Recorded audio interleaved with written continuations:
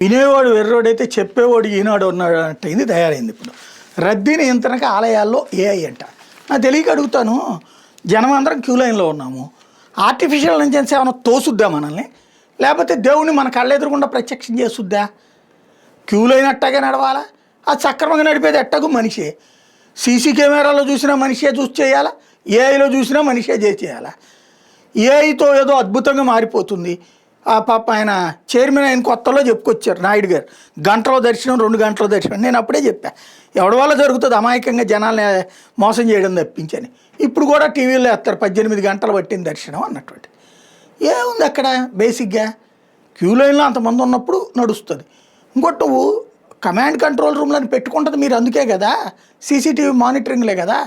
మళ్ళీ అది చూడడానికి ఉద్యోగికి బద్ధకం వేసి ఏఐ డిసైడ్ చేస్తుంది ఎక్కడ ఎక్కువ ఉన్నారు ఎక్కడ తక్కువ ఉన్నారు అన్నటువంటిది. పోనీ ఒకవేళ ఎక్కువ ఉన్నారనుకుందాం, ఏఐ ఎక్కువ మంది ఉన్నారని చెప్తే ఏం చేస్తావు నువ్వు?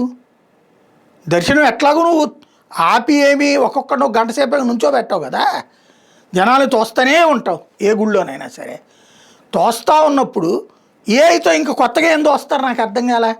ఏమన్నా రోబోలు పెట్టి తోస్తారా?